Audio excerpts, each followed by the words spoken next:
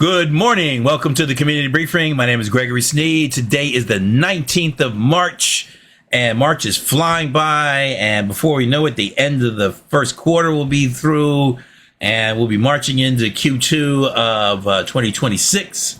So that means you need to be close to 25% towards your yearly goals, and getting there. And hopefully by now, you've taken off most, if not all, of the holiday pounds we put on during Thanksgiving and Christmas. I'm close. You got jokes, Greg, today. I'm close. Give me till mid-year.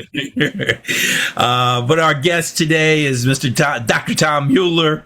And I think he's doctor. You doctor? Yes, Dr. Tom Mueller. And he'll be joining us momentarily. My name is Gregory Sneed, president of Lifesaver Financial Services. It is now my pleasure to welcome to the virtual stage the queen of our community briefing, Miss Crystal Mitchell. Good morning, everyone. Glad to have you. Glad that you're here and joining us once again on a new Zoom platform. We're figuring it out, man, because that just happened. But welcome to the community briefing. This platform was inspired, as you guys know, back during the pandemic, our first pandemic. We're in a new pandemic. And it was there for the purpose of bringing where the money was. Now we just need to know where the sanity is. So that's what we do here now, is we bring the sanity to the community. So we welcome you all, and we're happy to have you. This platform is sponsored by and supported by Recycling Black Dollars and the Black Business Association, as well as monetarily sponsored by Los Angeles LDC, Southern California Edison, Wells Fargo Bank, PCR, SoCal Gas, and anyone else that wants to support. Oh, and I'm sorry, Urban Excellence. They actually supported this as well. So we want to thank them all for their generous contributions to us. We have a fabulous team. You've already met Greg and myself and Mr. Stephen Turner. He is our producer. Couldn't live without him. And he does an excellent job. Let's give him a hand for that, because he makes it all happen. And Miss Robin Billups, and she is the other female energy here. She's going to talk to you about voting, because, man, we're getting close, and, man, do we have to get to the polls. Go ahead, Robin. Hey, everybody. Glad to be here. Robin Billups with the Billups Group. My soapbox is all about voting, and we have to remember a couple of things. One, you're voting for your rights and resources. So you're not voting with your feelings. You're not voting whether you like that person, whether you like how they spell their name or where they're from, or they're going to provide you and protect your voting rights and your rights as an individual. And are they going to be bringing to the table the resources that are needed to move us out?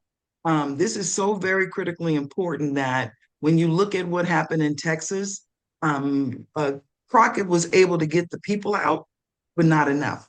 And part of it had to do with the fact, this whole idea of them moving around voter registration and, all the disparities that are going on with voter registration.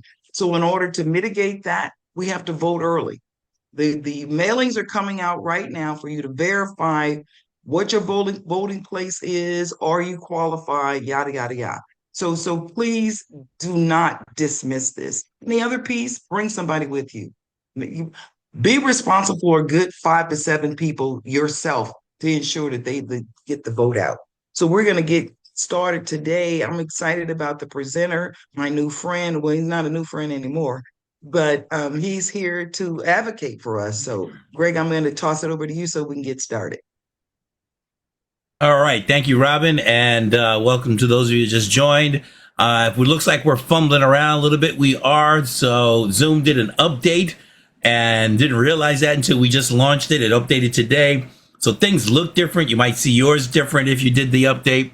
But yeah, it's a little different. So bear with us. All right. Our guest today, Dr. Tom Mueller. He is a New York Times bestselling investigative journalist whose most recent work hones in on the dangerous intersections between healthcare, finance, and whistleblowing. Before journalism, he earned a doctorate in history at Oxford, and he's a Rhodes Scholar. That means he's proficient in Google Maps and Waze. No, not no, Rhodes are different spelled. And he graduated summa cum laude from Harvard with a BA. He's also worked as an associate in mergers and acquisitions at Goldman Sachs, so he knows about big, potentially toxic corporate cultures and the power of Wall Street money to distort the behavior of firms, because money talks. His latest book, How to Make a Killing, Blood, Death, and Dollars in the American Medicine, is an expose of serious and ongoing wrongdoings in the U.S. dialysis market and how the dialysis industry represents a microcosm of the larger, sometimes deadly dysfunctions present in our American healthcare. His previous books were on crisis of conscience, whistleblowing in the age of fraud, and extra virginity. So I hope that's not about olive oil. Okay.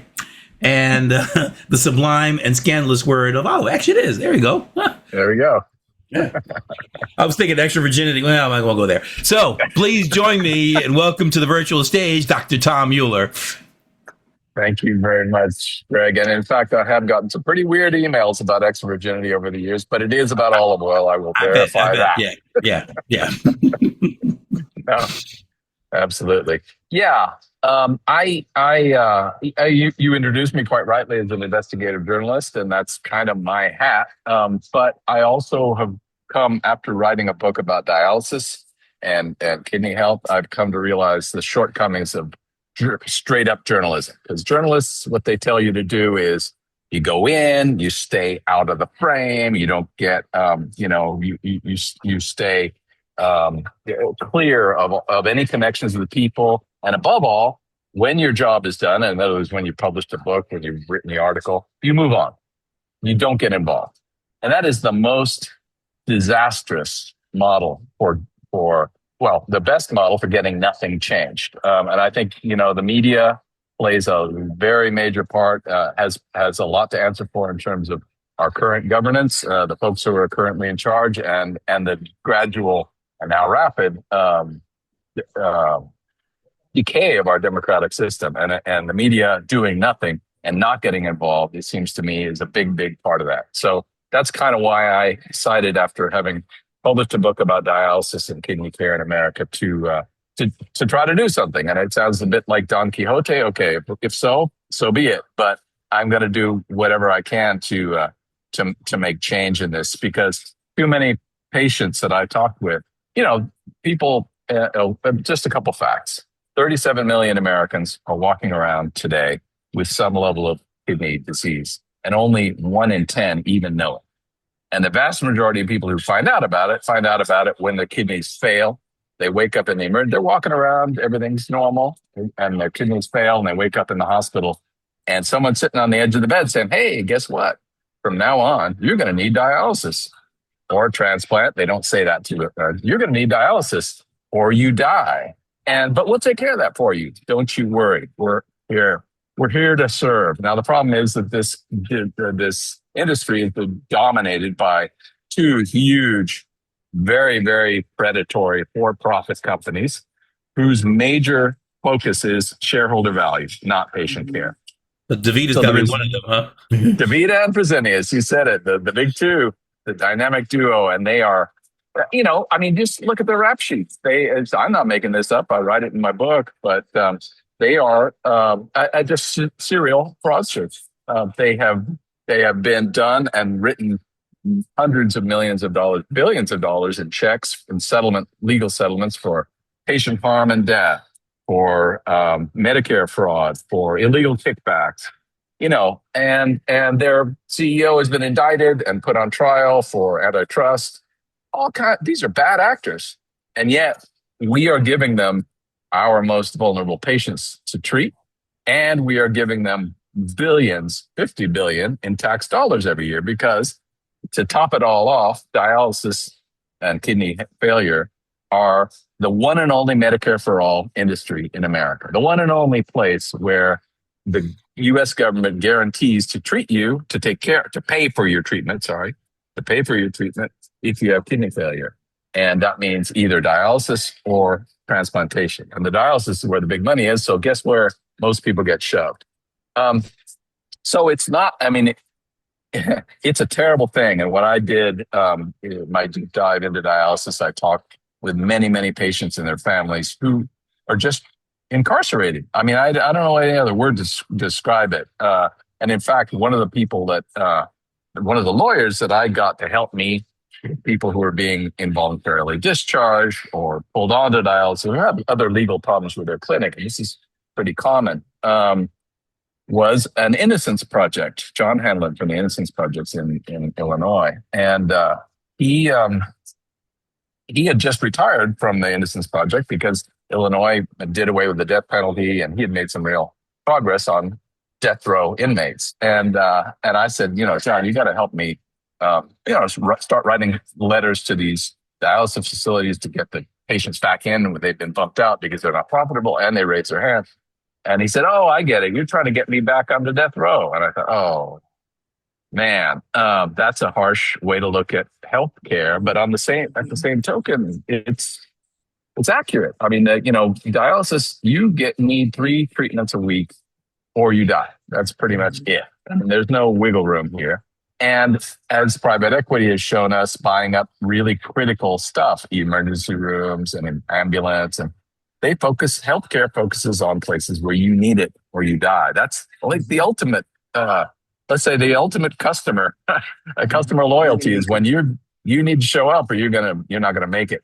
So sadly, I know this sort of mentality from the inside. I worked at a bank for a while, and I'm a recovering banker always. But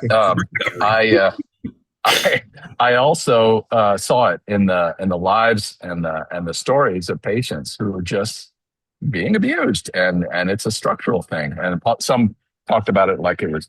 They said, "Well, we feel like cattle. They herd us around. They tell us where to go, what to do." And cattle call dialysis is the term, and the other is incarceration. People talking about it as if they're incarceration. Anyway, my aim is, and I since publicly issuing the book, I've been working on a small grant for the Robert Wood Johnson Foundation, which is a big Make Healthcare Better foundation, to make dialysis better in Black and Brown communities in LA and Chicago. We just chose those 2 and specific places. LA is Royal Heights, and Chicago, it's parts of the South Side. And not only make dialysis better, which is doable, it's very straightforward. You need to get people out of the big 2, which is, well, I say straightforward. They have such a monopoly or duopoly on care that in many parts of the country, they're the only game in town. So it's not straightforward. How did the 2 of them how did they corner 80% of the market, aside from them being, pardon the expression, bloodthirsty? Exactly. Well, one bite at a time. They bought all of their competition. They bought some of their bigger competitors and then their smaller competitors. In fact, there's a great article by an economist at the University of Chicago talking about the consolidation in the dialysis market. And it's called How to Get Away with Merger. And they got away with merger because they basically stayed either the big acquisitions. They did a lot of lobbying and a lot of to get the FCC to sign off on their acquisition, or they flew just under the radar and bought up a lot of private practices, a lot of doctors groups. And the scary thing is, so they got to 80%. The scary thing is that this same economist and a couple of others have done very, very fine-grained work on what happens when Dr. DeVito Fresenius buys one of the doctors groups. What exactly happens to patient care? And I'm telling you, it's all bad. I mean, the treatment times are shortened. The speed of the machine is cranked up to get more patients through. They're looking at this.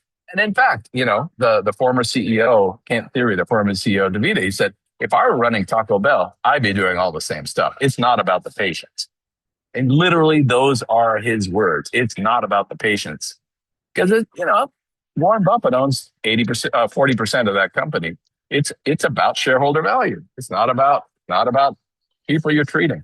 So anyway, what I'm doing is working to make better dialysis options available to people through doctors. I'm not a doctor. I'm not a healthcare professional, but I'm the go-between, sort of making connections, like the connector, Robin, who has taught me that term, and I use it every time I think the connector. That's who I want to be when I grow up. But also, the key thing is prevention. You're getting people aware that you have a problem. 37 million Americans, 90% of those need to get read the memo.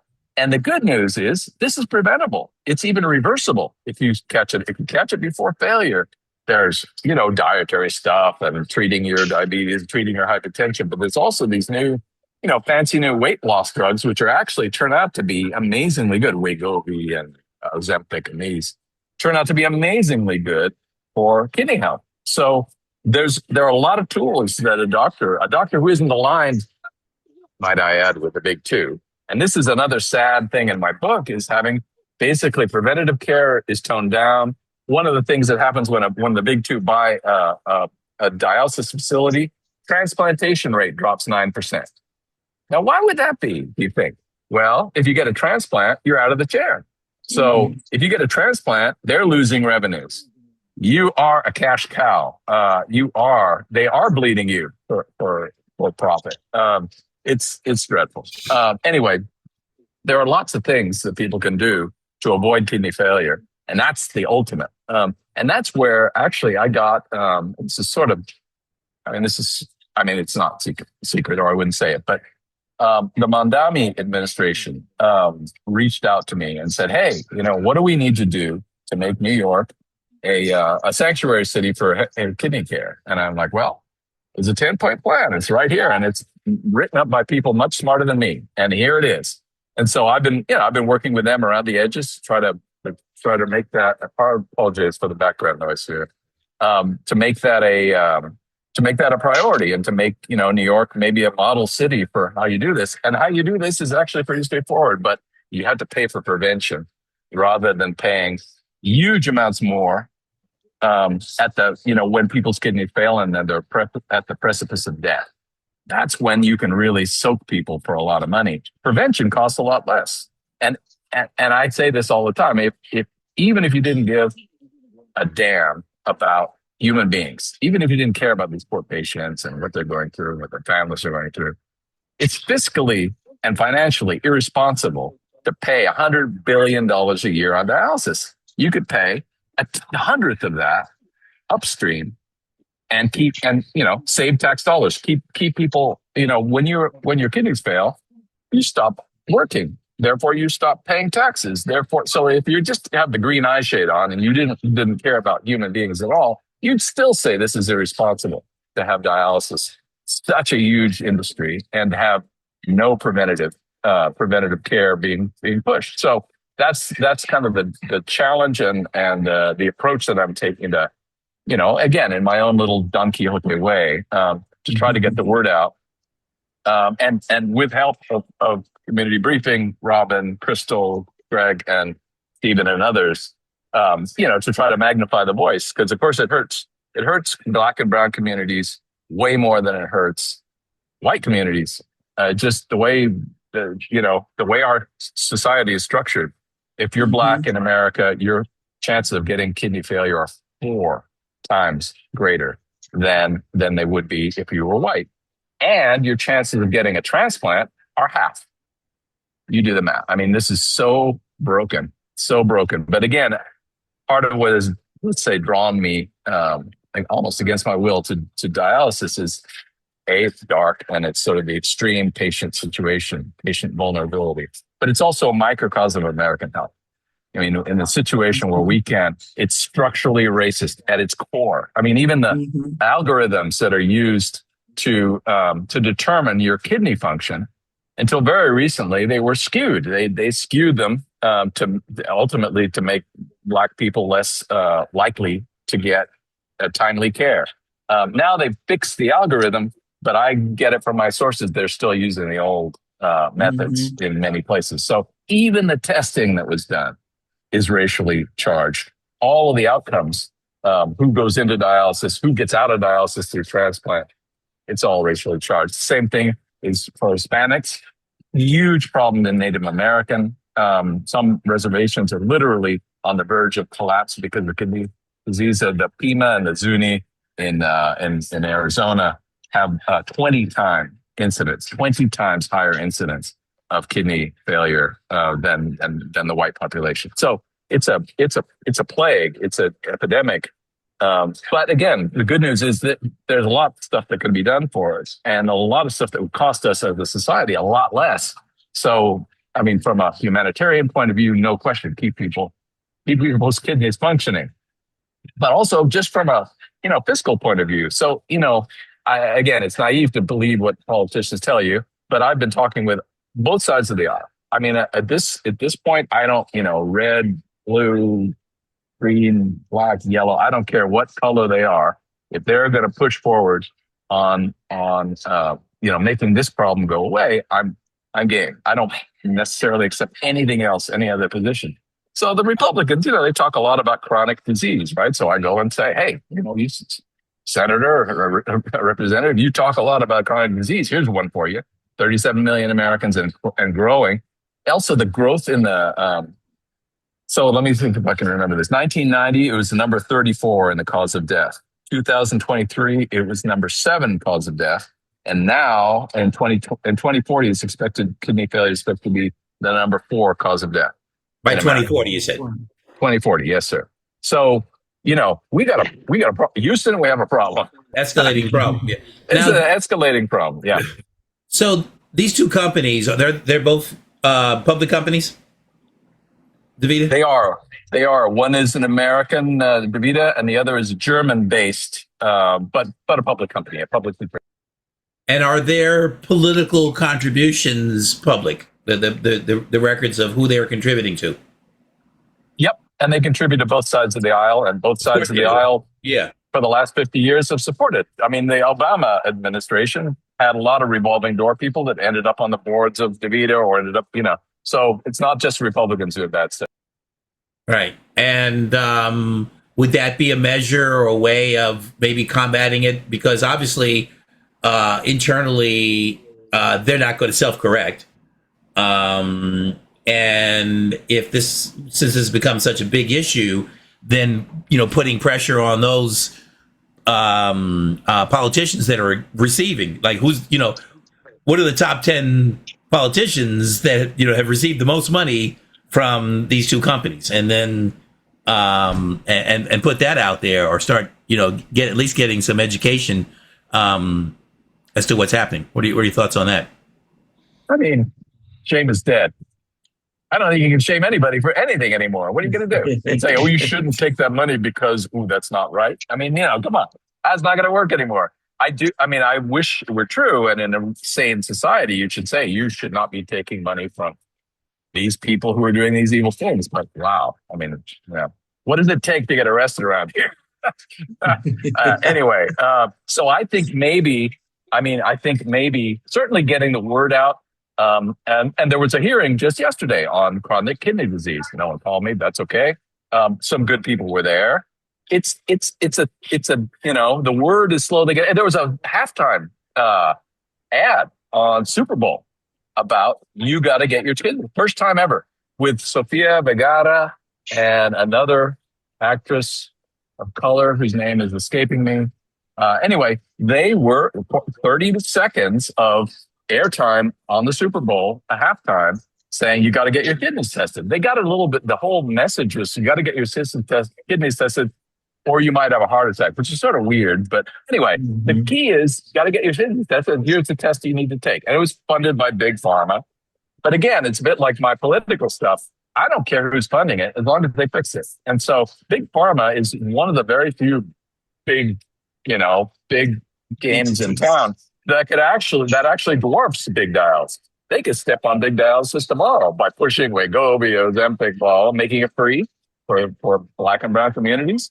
Go for it, and you come out looking like a hero too. So again, Big Pharma has its own big problems, lots, and which I've written about. But in this case, if they're actually going to end up doing the right thing, even for the wrong reasons, if they can put most people out of the chair and into taking care of their kidneys, for me, that's a plus. But Greg, to come back to your question about what you do, right now, the national level, I try, but I just don't have any faith that anyone's going to step up and stop taking the money and stop ultimately doing. But at the local level, in neighborhoods like Boyle Heights, where I'm sitting right now, I'm at Homeboy Industries. And, at the local level, you can connect with people and get that word out in a very effective way. In Chicago, I'm in Pill Hill and Calumet, and I have met, some key people who know the neighborhood. They have the trust of the people. Because a lot of times, a lot of people, I'll give them my whole spiel. Like, this is what you need to do. And it's really cheap. And you just take this test. And then you can see if you have any other. You go, I'm like, oh, great. Because my mom was on dialysis. I hate that. And I said, so are you going to do it? They go, no way, man. No way. I'm not going to do that. I don't trust those doctors. Are you kidding? And so it's a kind of a trap. But if you can find the places like Homeboy here and places where I'm going in Chicago and hopefully now in New York, where people do trust the doctors. They do trust people who look like me who are telling them stuff because they're inside a place a safe place, right? A place where, or their church. I mean, Robin, I hope to see you at Zion Hill on Sunday, but, it's places where people trust the messages that are coming out and know that folks aren't getting fat off of the result, right? If someone doesn't go get their test, I don't gain or lose anything, right? I'm just saying this because I know people need to do it. When you say test, you're talking about testing kidney function or blood sugar, or? Yes, sir. All of the above. Exactly. Just, and it's a very straightforward set of super cheap or often free tests that will give you a sense of where you stand. So getting the word out at the local level, hopefully New York turns into a big thing, right? That's a pretty big city. And that could be a higher level message, but my faith in what's going on in Washington right now is at a low ebb, and that's a low bar. And so you can have hearings and you can do that, but then the lobbyists are in the back room doing their stuff and buying, drop $70 million in Bitcoin meme coin on me, and I will forgive all your sins. I mean, it's just nuts. Yeah. So. Yeah. Like the limbo bar. You ever seen where they try to get underneath it? How low can you go? Yeah. So it sounds like collectively everyone here has a better shot of hitting the mega millions than the industry self-correcting. So it's not going to come from the top down. So I think what I hear you saying is that really is more on education, more of a grassroots chipping away at it, at the feeding, so to speak, because they're feeding on individuals that aren't taking care of their health, aren't being diagnosed, and so that's where the education is. And so, is the incidence of getting better or the same? We hear lots about patient death, about improper care or the sterilization. Somebody else asked a question about home dialysis. Where does the industry there in terms of being able to do that at home versus having to go to a center? So speak to us a little bit about that. Yeah, home dialysis has always been, since Congress looked at this 50 plus years ago and decided to pay for dialysis, home dialysis has always been, that's the gold standard. That's what people should do because you can do it when you want it, when you need it. You can do it to fit your own body chemistry, not, some rigid corporate protocol. Problem is that as we said, the industry was then captured by big corporations that have brick and mortar. Again, Taco Bell, they have big brick and mortar networks of clinics, and they drive everybody to those clinics. They don't want people doing it at home. Now, gradually, and at the time, the lobbyists for the big folks actually made it so that the payments for in-center for in these clinic dialysis was higher, and the payments for a lot of key stuff wasn't paid for at home. That's changed. Good news is it's easier to get paid to do home dialysis for the caregivers. It's definitely the tide is changing. Even the big boys are talking about the home dialysis more. It's not part of their business model, but they're doing better. But that's one where there is traction, there is improvement. It's just that ultimately, if you have two companies that control 80% of the market, and their basic business model isn't to provide good quality home care, what happens with private equity? It's the same thing. In fact, that CEO talked about Taco Bell. He came from Bain Capital, which is private equity. Private equity basically says, what are we going to do to squeeze all the cash out of this business right now? And I don't care whether you're a hospital or a toy store or anything. Squeeze all the cash, sell the land up from under you and make you rent it back at extortionate prices, take huge upfront fees. They soak all the cash out of the business so that it's limping by the time it starts to try to do its business, whether it's making toys or taking care of dialysis. That's the same model here. If you give money to these companies, they are going to take most of it and put it into stock buybacks and the C-suite. They're not going to spend it on patient care, no matter what their PR department says. So I think fundamentally we need non-profit dialysis companies, and there are 18 sort of very, very small entities that are doing that, and they're doing great dialysis. I mean, the quality is just through the roof. The results are much, much better. They're tiny. You have to be lucky to live in a city where one of these exists. We need to break up the big dialysis duopoly. FTC has looked at it. The DOJ is sort of investigating. There are things that are happening, but again, how much faith do I have in that? It's coming from Washington. I don't know. So it has to come from below. Absolutely. As you were saying. Well, my last question, and then over to you, Robin. What role is high fructose corn syrup playing in this matter? Because it's really big here in the States. You go down South America, Europe. It's not a thing. You're still using cane sugar. I mean, sugar overall is bad, but is the corn syrup increasing this debacle? I think absolutely, Greg. It's driving more and more diabetes. I mean, the reason that kidney failure and kidney disease is rising so high is because its drivers, diabetes, hypertension, and obesity, are also rising, right? So that high fructose corn syrup, which is everywhere, is driving diabetes, and diabetes is driving kidney failure. So again, I'm not a medical professional, but my understanding is absolutely that salt and sugar salt is also terrible for your kidneys, and that more directly hits your kidneys. But you are a doctor. Okay. True. A medieval history. So lie down on the gurney and good luck to you. Over to you, Robin.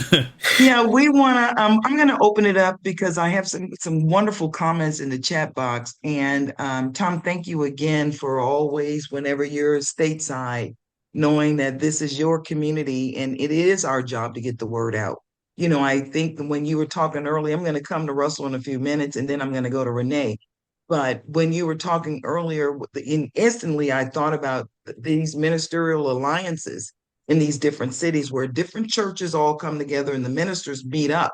I think that we could actually, I'm talking to Reverend Bolden now about that, to kind of collectively come up with a group of churches and get something started. Because again, that is one place where we commune regularly. And again, you selecting Homeboy Industries, great selection. They're well organized. They can get the word out, and they're not selfish about information. They will broadcast that information. So I'm gonna, Russell, if you can come off of mute and you want to add your comment and your questions, please. I was thinking diagnostics, major healthcare in every community in the state, they do this testing. Are they a potential financial partner on getting the word out about testing?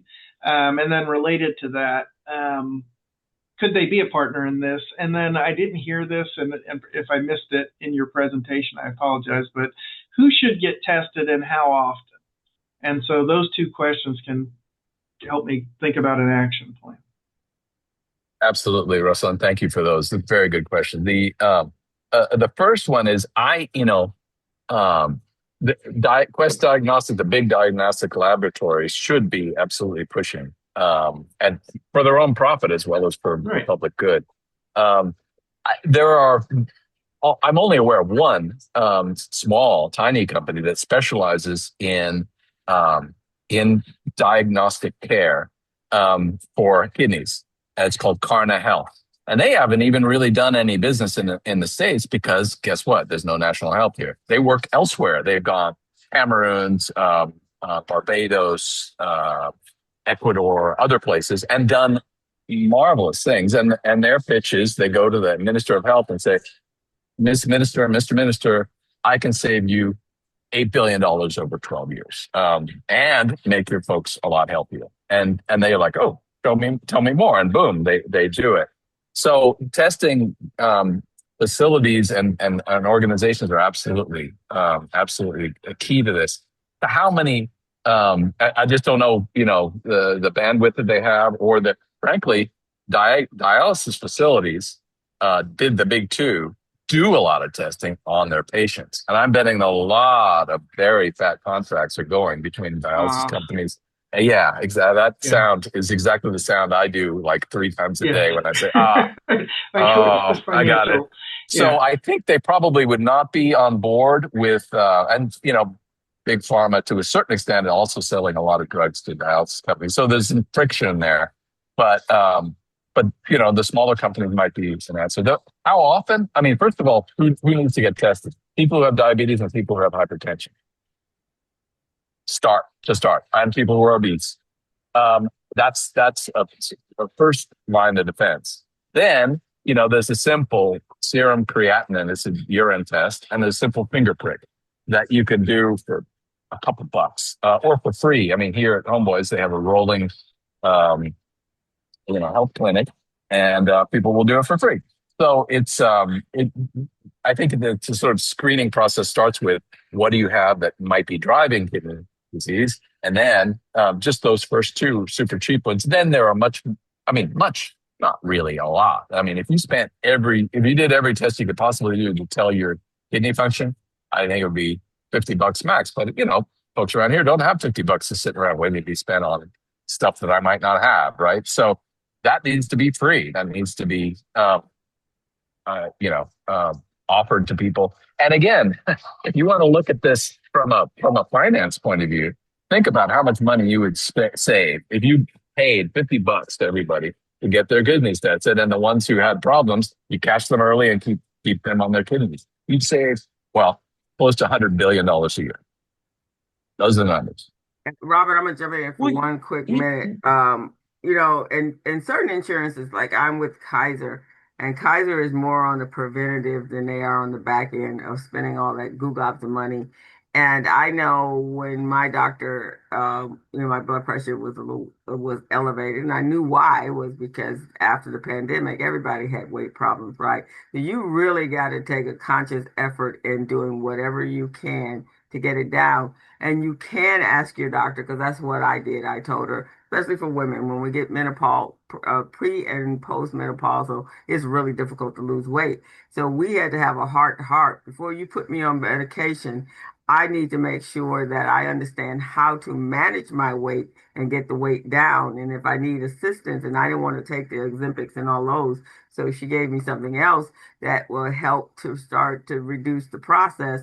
And then now I'm like, the last time I went to the doctor, she's like, you get down to that goal that we set, and which is about 10 pounds away, and we'll take you off of the blood pressure medication. Because I think, in my opinion, from people that I've watched, blood pressure medication leads to diabetes medication, then it leads to heart medication, and then finally that final step is kidney.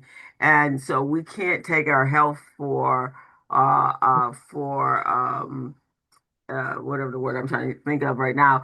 And then you got to understand your family history. So I was able to have that conversation with my doctor, because no one in my family died from heart problems. I have one aunt that has blood pressure issues, and she's had it since she was 19.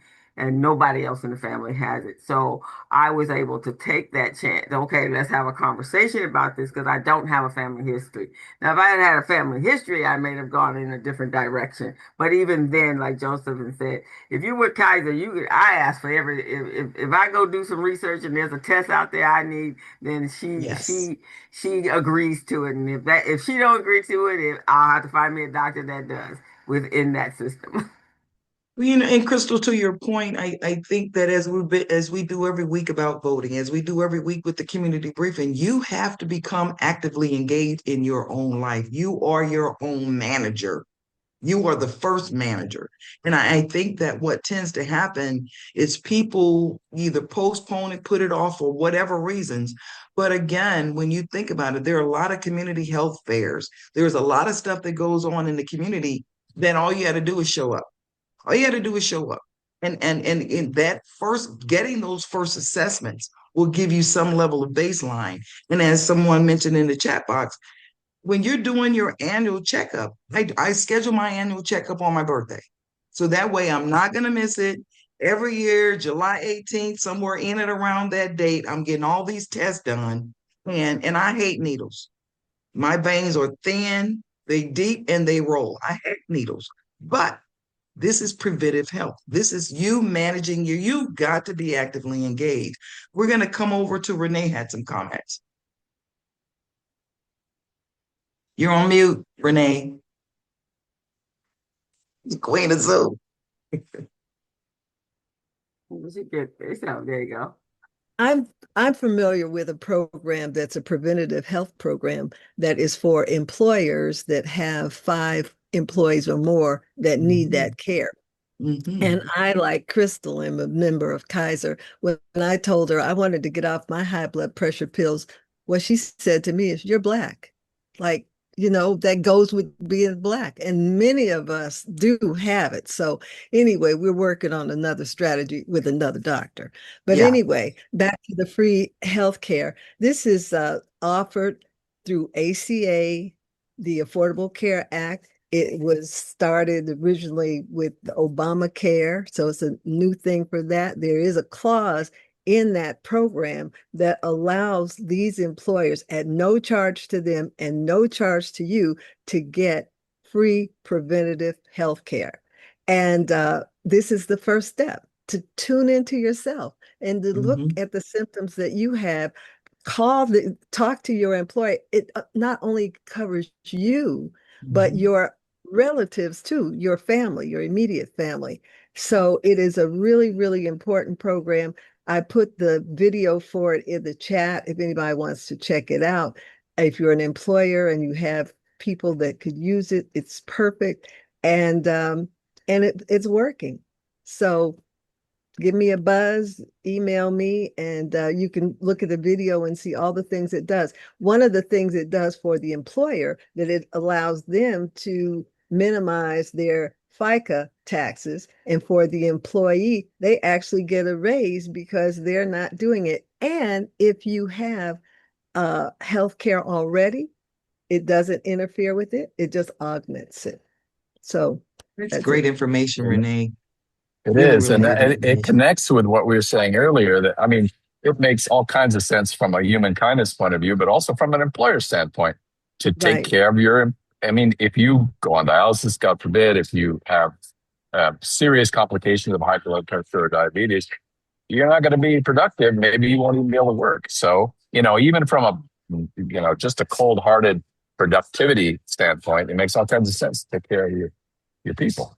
You guys, this has been a great conversation, and again, anytime Tom's coming to the state, he's literally living in Italy now. But anytime he comes to the States, we've been in contact with each other since the day we met at the State of Black LA 2 years ago now. And so, Tom, again, you're always welcome to come back and give us an update. Again, even if you want to dial in from Italy, we'll take that too. Absolutely. But again, this what we try to do here at the community briefing is to illuminate, educate, and identify the resources needed for our community. So thank you for your support. Thank you for being our medical correspondent. I invited Dr. Vicki Mays from UCLA, who's doing her work on medical disparity, but she had a prior engagement. Otherwise, she would have been here. He wanted me to salute you for the work that you're doing. And, guys, we have to be in prayer for him because he's under attack because of the illumination and the education and telling the truth. So we have to be in prayer for Tom and his family as they work to help our community. And we'd really, really love to hear more about, as it unfolds, what's happening in New York, what's happening in Chicago, and also what's happening in Boyle Heights. Matter of fact, if you could put us in contact with the person in Boyle Heights, that we can follow up with Homeboy Industries. I love that organization. I love what they represent and I love what they do. I want to say thank you to our usual suspects. There are folks who dial in every week. They bring somebody new. It's not about the subject matter because they know every subject that we bring to the table is something that's affecting our community. And so, and again, thank you again for the comments and the feedback that you put in the chat box, because that's information that folks can use. And then finally, we have one of our future guests here today. Rakina Lucky is the young lady who's producing this play that's been added to the chat box. So Rakina, can you come on here for just a second? And don't tell me that you're not ready. Hi, how are you? Give us a 1 minute elevator pitch regarding your production. Elevator pitch. Yes. Okay, when it comes to love, and specifically the love that you have in your life currently, is it something that you are willing to fight for, or is it just something that's too hard and you just need to let it go? In order to answer that question, we ask that you join us on April 11th or April 12th at the Miracle Theater in Inglewood, California for Love on Retreat and see what our three couples do on stage. Awesome. Way cool. Way cool. So now I'm going to switch reels, and no, I'm not shutting out early, Greg. I wanted to switch reels with Tom because I want Tom to give us some feedback on what he's hearing about the United States in his travels. Well, yeah, that's a tough one. I mean, I still have my American passport and I'm still American. I'm not anything else. And I feel more and more responsible as my, nation does what it does. And my tax dollars fund it, right? I'm paying for bombs that are being dropped on people in Iran right now. So, it's a lot of people, I'd say certain countries have been more skeptical over the years. France is famous for its skepticism about American policy abroad, while supporting in this time. The French government supports taking out regime change with violence, which is weird. But Italy, where I live, is the saddest, I think, because I was saying before we started this that in Italy there's an expression, trovare l'America, which is literally to find America. And what that means is an expression for hitting it big, making a huge success of your life. And I think it probably comes from all those immigrants, poor people from the deep South who came to America and, fought their way up and made something, or had a better life than they would have had at home, presumably. So now when, Trump too, and all the horror show, the slow burning civil war that's happening, right, in America, and all of the horror show abroad, violent regime change with no exit strategy, with no violation of basic principles that since World War II have governed our foreign diplomacy. Who are our allies? Whose side are we on? Are we on the side of Putin? Or are we on the side of NATO? Do we even believe in NATO? Anyway, Italians have a really hard time processing all this, and it's hard for me to say, but I have to say it. You folks have to get used to this. The Agent Orange is going to be out, but then who's going to take his place? He's broken so many things in the process. Yeah. And frankly, over the last 50 years, since Reagan, things have been broken so progressively that our democracy is not what it once was. And, I'm hoping we can rebuild that, and hoping it really is the wake up call. But 2008 should have brought in the New Deal, and it sure as hell didn't. It brought in double down. And I saw it from the bank's point of view. I mean, it was just nightmarish to see. So yeah, when the Italians say, "Hey, God, I don't understand what's going on," I said, "Well, me neither, brother." But I think you need to walk on your own legs now. You can't count on the United States. I'm hoping that that'll change. I'm hoping that we will come to our senses and, as Robin, you were saying, redistricting and all the other things that have made it difficult for democracy to work. I hope we can kind of take this term of presidency as a huge learning call. But for the time being, that's what I tell the Italians. But they're asking a lot of questions. They're saying, "I just don't understand. I can't understand. But I thought that America was for this and this and this." And I'm like, "Yeah, but you haven't been watching the nightly news for the last 30 years." Exactly. Well, and there, I'm on my soapbox about journalism in general anyway. It just turned into entertainment and personalities, right? Who is this? We have a comment in the chat box from Bernice. She says in her former life, she was a project manager in the pharmaceutical research space. And she looked at all these chemical compounds and discussed that with her family, to stop taking certain things. And, but to her point, we do this community briefing, we bring these great speakers on here, but do people actually take this information and do something with it, right? Her point being, will people listen, right? Well, what we do understand and what this crew understands, we just have to keep talking. We have to keep putting it out there. And, every now and then we get one person who benefits from it, that's a win. It's sad that we have to look at it from that perspective. Greg had another question that he wanted to ask, and I thought was a good question. Gregory? What's the connection with olive oil and not Popeye's girlfriend? Of olive oil. This is a good question. And pressure, does it and the extra virgin olive oil in terms of heart health and you talked about the scandalous of the olive oil business. I guess that's over in Italy for sure. Oh, it's over here too. It's definitely here. The imported extra virgin olive oil from Italy that you get is quite often not anything like that. The FDA is a flip of the switch, and no one is checking. But yeah, I mean, olive oil, real extra virgin olive oil, is a superfood. It's one of the most healthy things around, and it has various nutrients and chemical compounds that are super good against hypertension, obesity, good for metabolic function in general. Some studies even suggest it's good for Alzheimer's. It's anti-inflammatory, and in the broadest sense. And inflammation is more and more the bad guy in terms of causing all kinds of other disease states. So extra virgin olive, and it tastes great, right? I mean, it's just unbelievably good. So, and people say, since one of the things I learned while writing that book is people say, "Oh, but it's fat." Fat, right? It's liquid fat. Well, yes, but your brain is 85 to 90% fat. You need fat to survive. Exactly. I mean, you need fat to help. When obesity took off is when the U.S. government declared war on fat.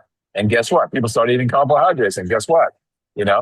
So it's a super healthy food. It's super good and super good, good tasting. The scandalous part is that there's billions being made on fake stuff that is, mixed up from who knows what, not even olives, to really crappy olive oil that's being doctored in various refineries and sold to you as extra virgin. So, it was my introduction to food fraud. And again, like dialysis is the microcosm of American health. The olive oil mafia is a microcosm of American food and the profits in American food. And what about the olive oil out of Spain? Because they're another producer, aren't they, of olive oils? the number one producer in the world by a factor of four times what Italy produces. And again, it's good and bad and ugly. It's the some of the worst olive oil ever made comes from Spain, and they harvest it with street sweepers under the trees. They don't even pick it. It's like in the mud. You look at it like, oh man. And then some of the best extra virgin olive oil, hand picked, and all this other stuff. So it just depends. Like California olive oil, some of the greatest stuff, and then some of the biggest crooks are stateside importers in particular. So Popeye was on to something. Spinach and olive oil, both good for you. This is going to close us out, Greg. I love you. Thank you, guys. Greg, you never cease to amaze me. We need Greg's humor in order to deal with what we're dealing with today. But as I do close out, so I was actually, you guys, I'm well researched, and I have my opinions about what's going on in this world today. I personally think it's prophecy. So that gives me my peace of mind because I know who's really driving the show, even though we let Lucifer in. But I myself and Russell was there, but I attended Monday. I flew up to Sacramento for Legislation Day with the California Black Women's Empowerment Institute, which is run by Kelly Todd. We're going to get her on, as well as being a member of the Greater Los Angeles Black Leadership Coalition. So this is a number of 17 actually organizations that have all come together to work in unity and collectively. And I would love to see that all of the health industry, the education industry, that we all come together and work like that. Because one of the things that we did see as we walked the halls of the state Senate for California, that's what they were looking for. They were very impressed that there was, groups of us coming together, a coalition instead of one of us. And so the GLBLC, we were asking for a $5 million. Our ask was $5 million to create a program initiating at Compton College, exposing and teaching our people to AI, how to really use it, and how to be able to use it in your career in industries, so that and get in front of that ball instead of behind that ball. And so it was well received, but we weren't the only ones there. We had women from a woman there was some for domestic violence. You had a number of youth programs. There were a number of medical students from Almed there. Russell was there. Russell was there in his capacity, lobbying capacity, and sustainable energy. And so it was just a really great day. And every 30 minutes we were in a senator's office and making our presentation, and they were very receptive to that. So that being said, you guys know we have to, and the common thread was, and this is for the entire state of California, women from all over the state of California, we have to make sure our politicians that we are voting for are held accountable. That's the first place. Because if they don't get in there, they can't make bad decisions. And those APAC folks can't give them money because they don't have no power. So you got to make sure that if they're going to use that power, they're going to use it for our benefit. And some of the things that we need to be fighting for right now is term limits. There are certain folks that anybody over the age of 70 shouldn't be sitting at nobody's seat making no decisions for anybody that's an infant up to 45 years of age. You have no clue what is going on in that era and those people's lives. And so we got to be, as Robin said, this election is serious in the sense that we got to take it serious. And you guys got to do your research. Go fall down some rabbit holes. It's important that you fall down rabbit holes. If they're saying something to you on the internet, go and do your own research. Don't believe them.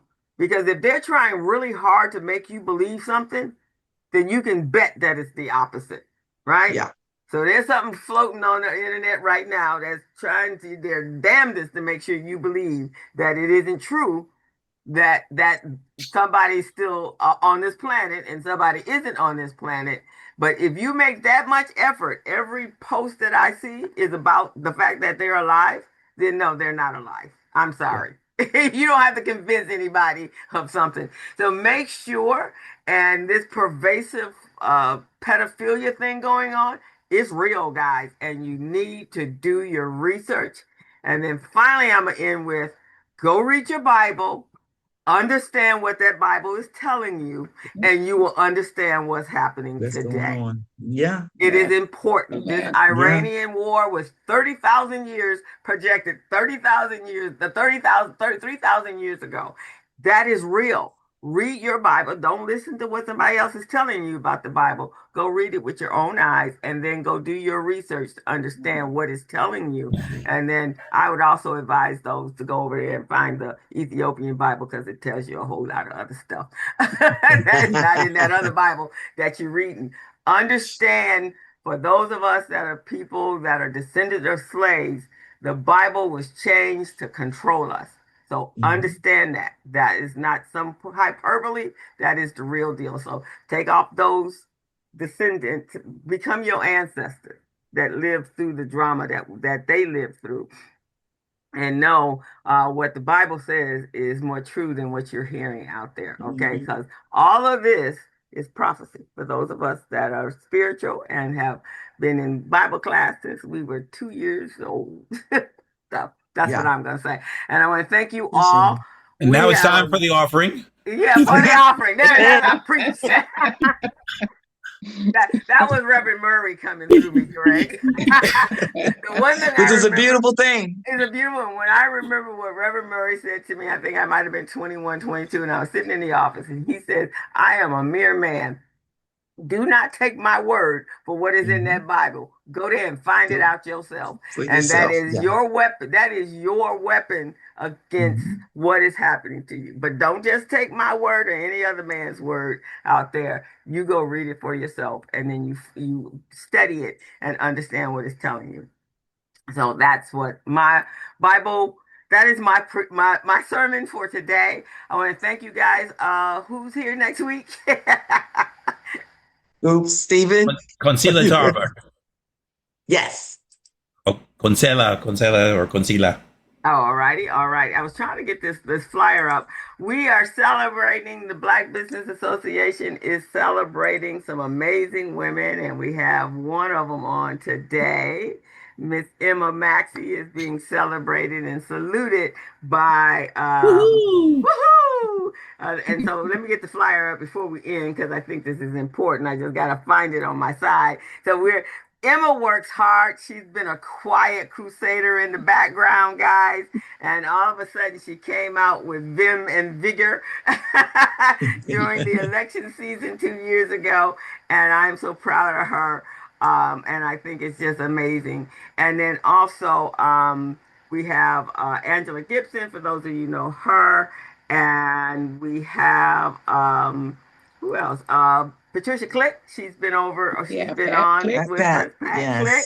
And just some amazing women. So the flyer is, I will make sure that I get the flyer, guys, to you. But it's March 28th.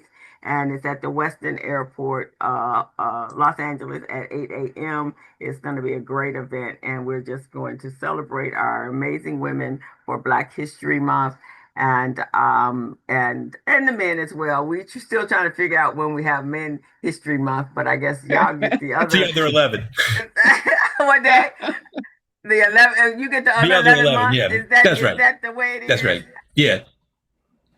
Okay. It's like Black History Month is February, and then the rest of the year is just, So. Oh, okay, all right. Well, we get that. So, but you guys should have a special day. Maybe we have to do that for the Black men in our world. Well, it's Father's Day. We got Father's Day, so Father's Day's coming up, okay. And I think that's June 21st or something thereabouts. So Father's Day, which is uncles and nephews and brothers and all of that. It's the umbrella. It's an umbrella celebration. Even the pimp daddies, right? Even the pimp daddies, even the pimp daddies, if they have children. But anyway, guys, thank you so much for joining us. Please come back and go tell some friends. This is the place to be. Russell said to me and I didn't know, I didn't connect it until he was the one that connected it when I saw him sitting on in Sacramento, and he said, I needed a breath of fresh air, and Emma invited me, and I was like, oh my God, this is my breath of fresh air Thursdays, and so I'm gonna try to be there whenever I can be there because it was so uplifting.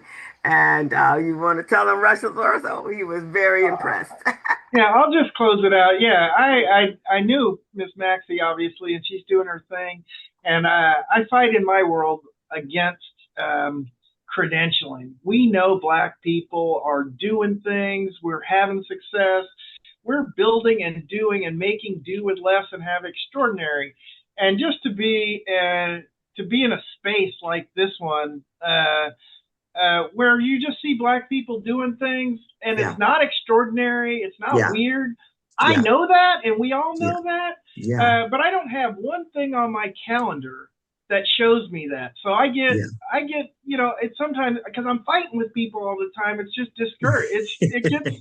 I don't get discouraged. I just don't. I fight all the time. I'm not tired. I'm ready to go when I hang up.